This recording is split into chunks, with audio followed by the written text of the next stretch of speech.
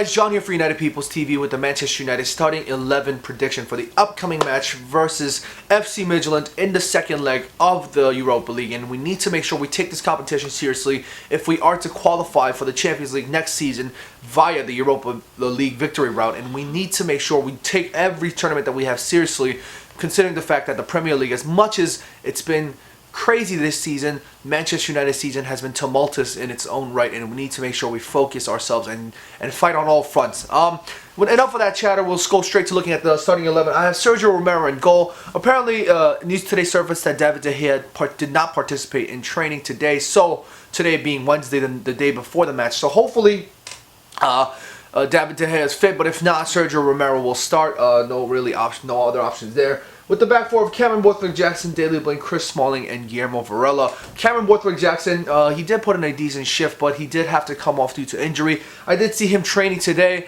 His mom drove him to training, which is nice. But if Cameron Borthwick-Jackson cannot feature, then probably Joe Riley will have to step in and deputize for him. With the defensive midfield too of Morgan Schneiderlin and Ander Herrera, not much to be said there, as I mentioned it many a times. Probably trying to get sort of this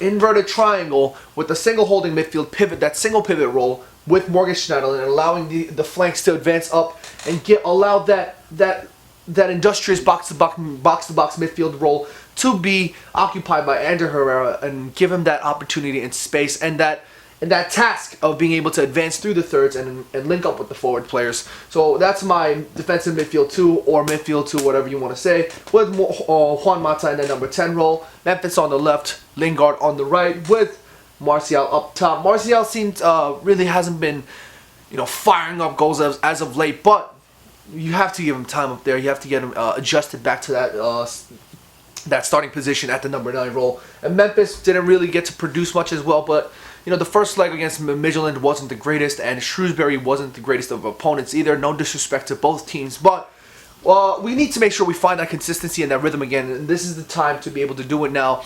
Come back with a strong victory against the side that we need to defeat. And if Memphis can't start, probably Andreas Pereira will step in, because when he was subbed in against Shrewsbury Town, he really looked lively. He really looked ready to belong in this senior squad, rather than wasting his time in the under 21s. When you see him play in the under 21s, he looks like he just he looks like he bosses it without even trying it. It's the time, I feel personally, from him to make that step up and really find himself in this starting 11, especially when there's so many holes so often at times in the front 3 or 4. So that's probably my starting 11. Make sure you guys get your comments in the comment section below. If you guys have any other better suggestions, you guys can get that in the comments as well. And make sure you guys subscribe to United People's TV if you guys haven't already. And if you guys want to hear a little bit from me, you guys can come check me out on my channel at Global Reds TV. But anyways, make sure you guys subscribe, and thank you guys for watching. I'll see you guys next time. Good to see Joe Riley making his debut. Another right back. He actually played at left back, came on for Cameron Borthwick-Jackson. Been really consistent for the under-21s for quite a while now.